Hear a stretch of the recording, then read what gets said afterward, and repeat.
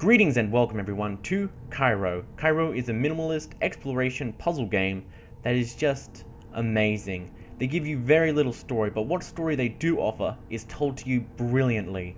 And I'm not even sure if you could classify it as a story. I haven't finished the game yet, so I have no idea how it ends or if there's any resolution, but I'm fine with just the little story that they've given to me because it gives you enough to make up a story for yourself and keep you going.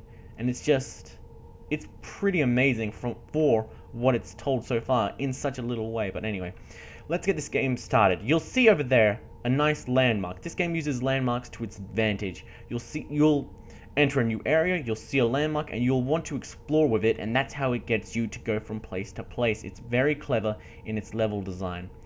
Now, you can tell just by stepping off this platform that this game is strange, because you're not falling. You would normally expect to fall. You'd be like, whoa, this ain't safe, buddy. But then, it's all good, man. You can just walk down there. So it's straight from the get-go telling you that this isn't the game for your grandma. This is a game for strange people who like strange games that explore areas, and it's just crazy stuff. Now, this is a door into another world. So let's say goodbye to this world.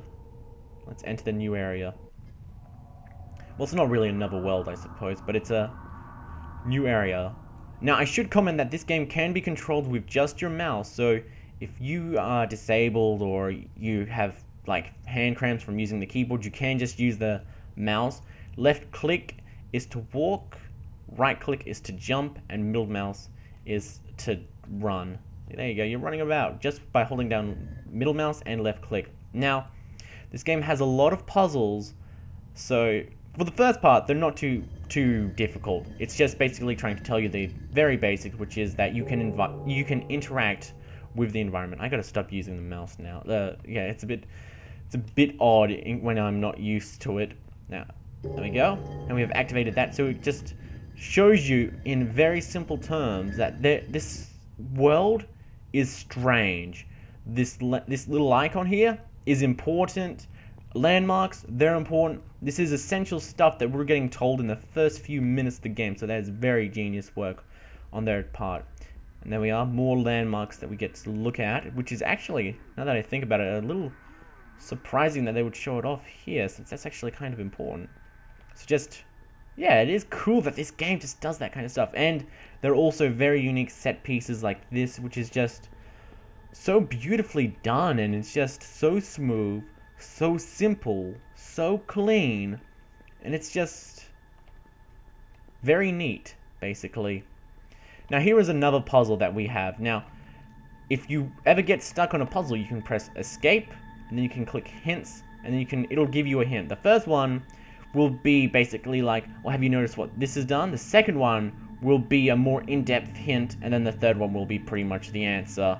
So it says walk around the map clockwise and then have it react. There we go. See? Now the bridge can be walked across.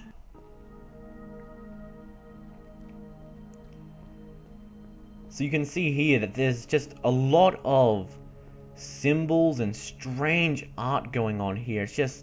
It's so unique. This is like a park or something like that, I believe. Like you got a little archway and a little street lamp, and I believe the story has to do with something along the lines of mankind and industrial revolution or something like that. That's just what I'm getting from it, actually. That's not even told. There's no text in, well, there's text in here like this, but there's no like text boxes going like, hello, this story is about a chicken. No, there's none of that. This is just all your personal interpretations of what you see around you. So if you aren't really into the whole analyzing games and taking a serious look at them, then I really wouldn't recommend this game for you. This is about taking a critical look at games and analyzing symbolism and stuff like that. Now, see over there, there's another landmark over there. You see how it's very different in comparison to the rest of the world. So it draws our attention. So let's just walk over there, and it will show us the next level. I believe there is actually also another area around here which will provide some story, a story of sorts. I believe it's up here. Yes, it is. See? We've got some images here with static, some broken buildings. Maybe it's about the apocalypse. The apocalypse. Huh. So there's just so many different interpretations you can take from this kind of stuff. This is just images of war-torn areas, and I think it's war-torn. It's just broken areas, and it's just so confusing. Could you please get out of the way? I'm trying to jump down here. Okay, fine.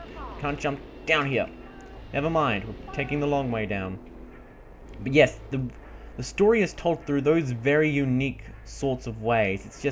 It's never deliberate. It's never. Sorry, not deliberately. It's never outright said, "Hey there, hero. We're going to save the world." No, none of that crap. No, it's just it uses its environment to very subtly tell its story. And so you saw there another landmark. That is a spinning little icon, and that's also the icon that we saw at the beginning of the game. So we're drawn to it. So let's go see it. So you can see here, there's a nice little sort of puzzle. It's just move to the left, and then you'll just avoid the little walls and walk closer to it.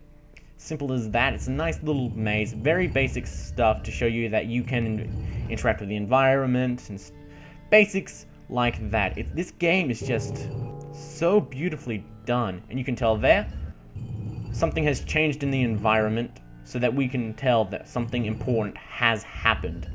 That means we have solved this puzzle, or this area, or this room, or whatever you would call it. That was a nice little glitchy sort of wall thing there. Ah, damn it. Okay, let's get around here. There we go. Now I believe we have finally exited it. There we go. We have finished this level. Very beautifully done. This game uses a lot of cubes, I've noticed. I'm not sure if that has anything to do with its symbolism, or if that's just the art style or something like that, but I think it has to do with its symbolism and telling the story through the environment, because it seems to be rather important, because there's this because basically everything is made out of either cubes or circles, and that's something I've noticed. Okay, so can't interact with that. Here we are. We have to activate it first by going up here. Let's just jump up here and touch it.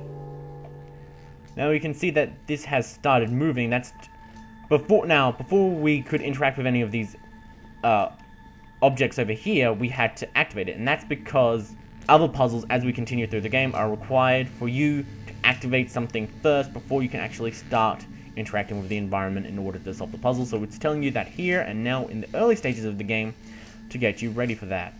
So now we can tell which one we have to press first by either listening to it or by just looking at the little symbols here. There we go. So now the objects are moving on the little thing there. So now we just have to continue going from the inner part of this little sound wave to the outer part of it. There we go. And now the final one should be just over here. Then we can interact with this. I believe we can interact with it. No, we have done now.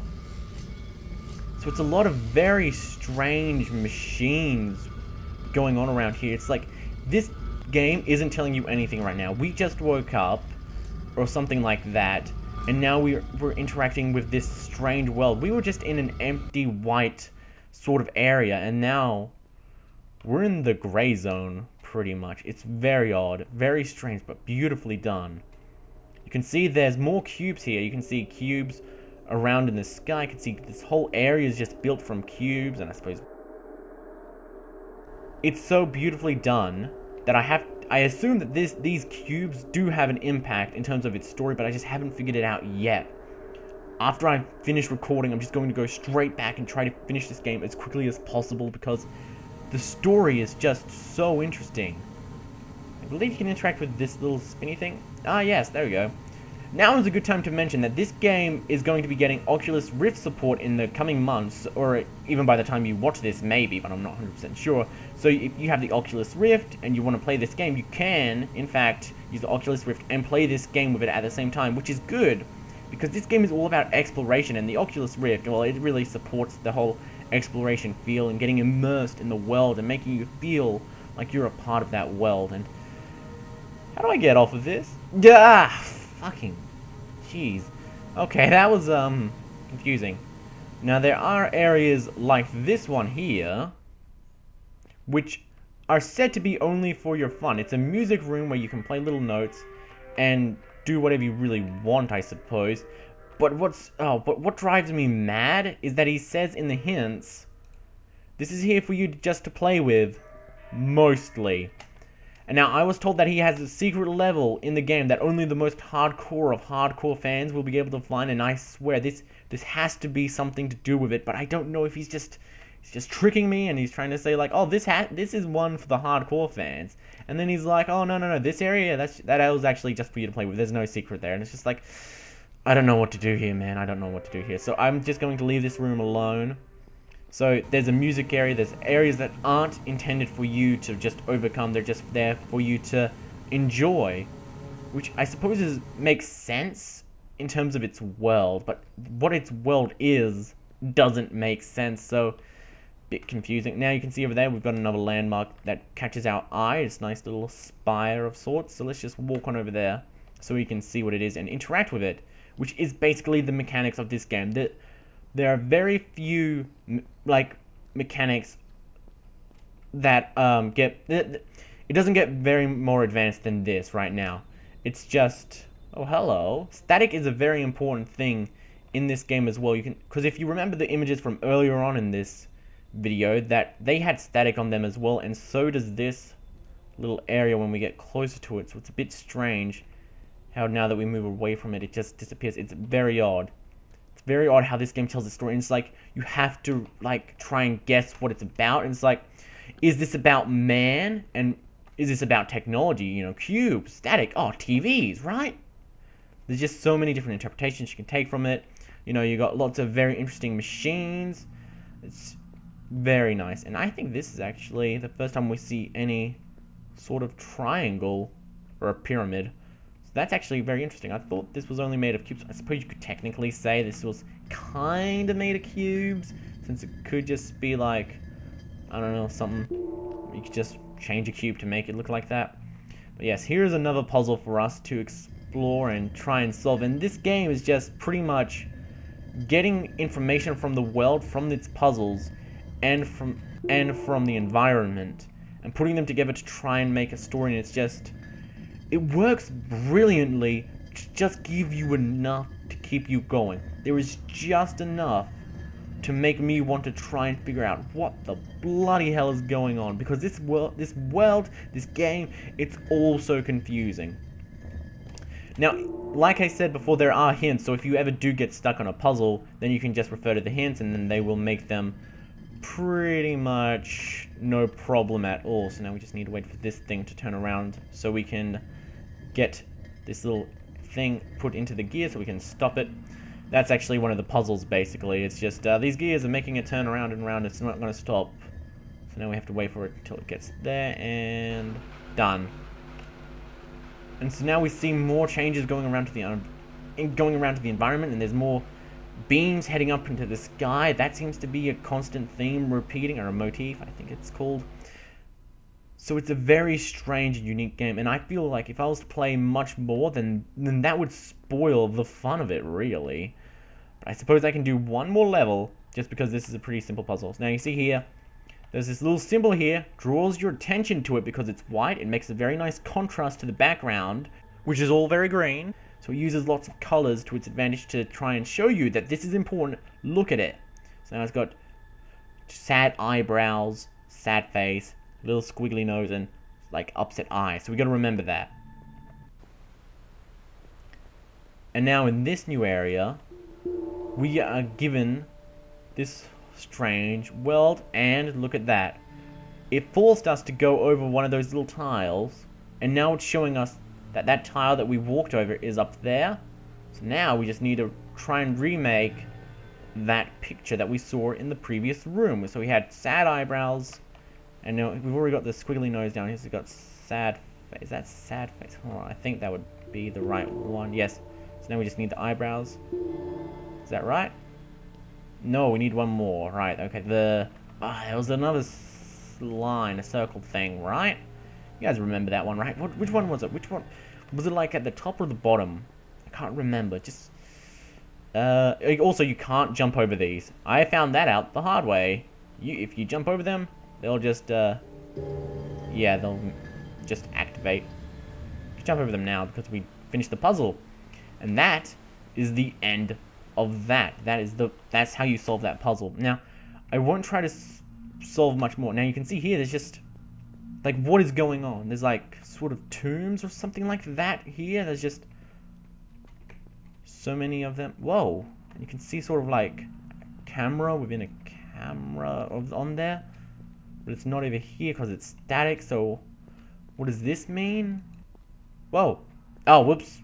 I pressed R, which is restart the room. You can press R to restart the level if you get stuck and you want to restart it from the beginning to maybe get a new perspective on it. You can also press N to restart the entire game, which is...